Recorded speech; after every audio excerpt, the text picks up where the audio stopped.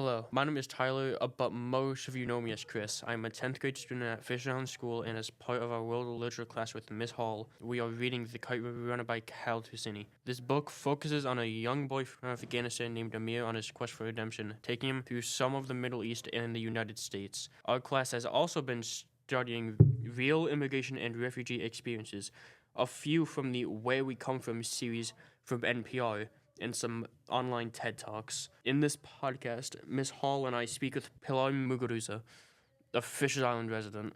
I personally believe it's important to have immigrants and refugees share their stories with people so that we can learn more about how to help these people in their situations. Some improvements that could be made on the immigration and refugee support systems could be giving them a place to stay and work so that they can slowly over time integrate into society. Hello. Hi. Was there any challenges between going where you were from and from here? And if there were any, do you think you could elaborate a little on this, please? I don't think there were challenges. I think it's a huge move, right? To move like from one country to the other. I honestly first came to the U.S. not thinking that I would stay. I came with a full scholarship, so I play golf, and that's honestly what mainly brought me to this country.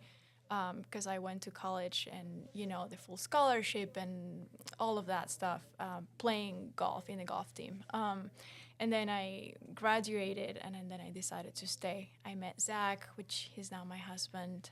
And challenges, everything was sort of a challenge, I guess, like, the language barrier and then just figuring stuff out by yourself, learning how to be independent in a different country. So yeah, it was tough, but it's good. I keep learning every day.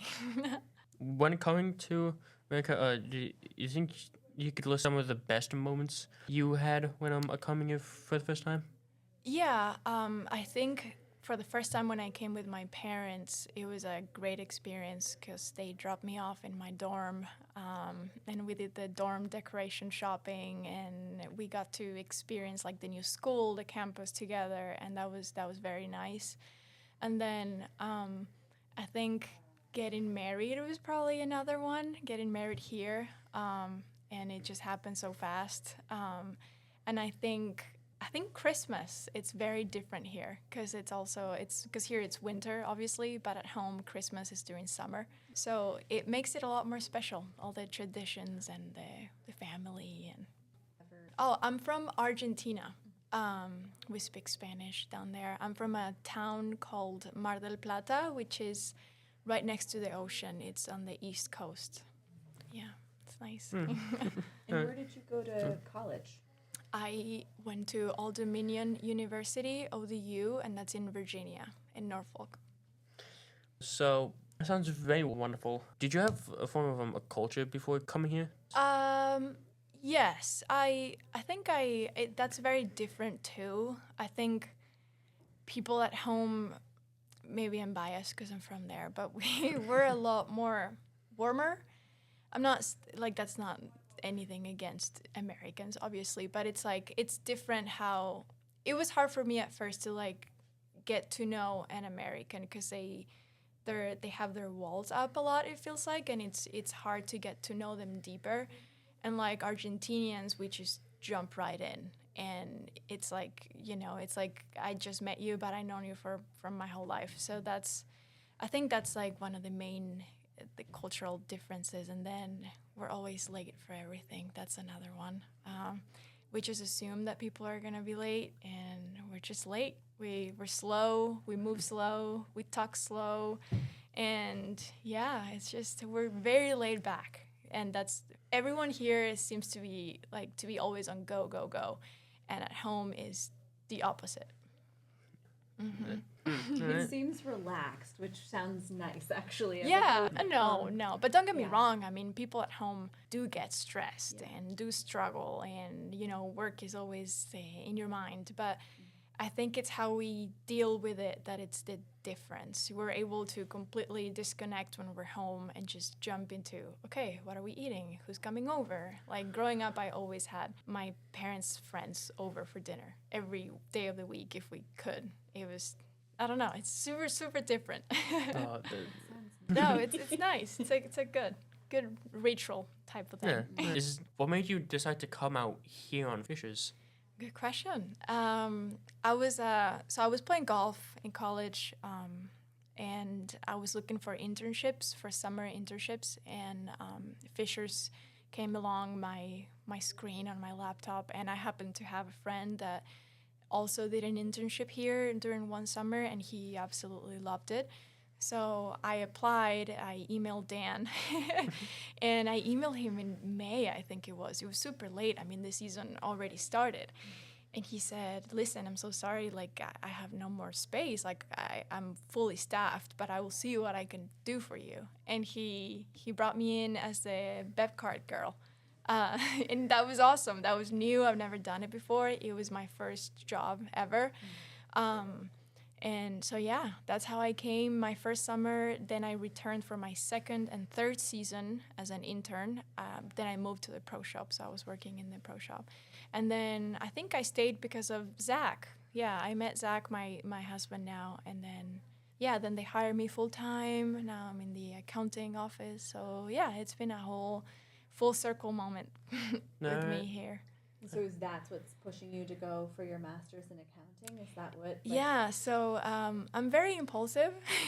And one day I said, I'm gonna get my CPA.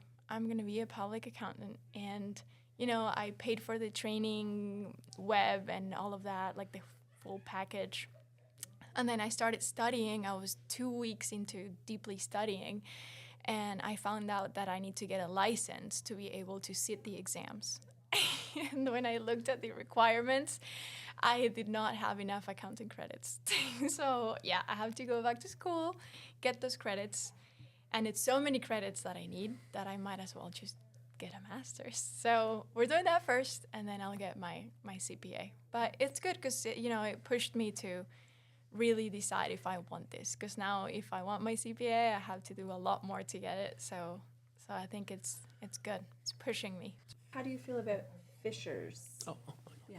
Fishers, Yeah, same thing. I love it. I think when I first came to the U.S., I was struggling to find that sense of community, and you know, and just getting like feeling closer to people.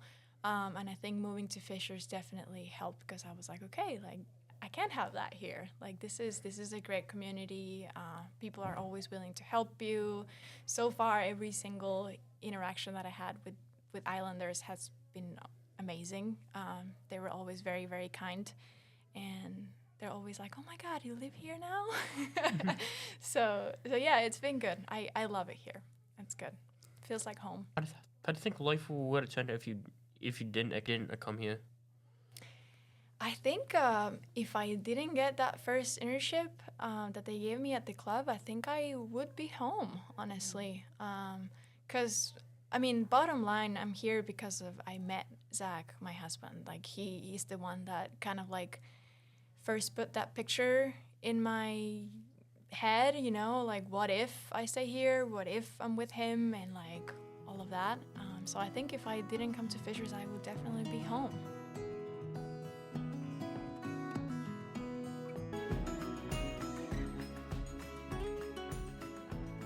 I think this interview was a major success because I got to learn about Pilar, how she came to America, along with a bit of Argentina and how the people there are. I believe this topic matters a lot due to the current situation going on in America with the ICE deportations, and I think how these deportations are being handled isn't a good way to handle immigration service. And with that, I'd like to thank you all for listening and thank Pilar for being open to being interviewed.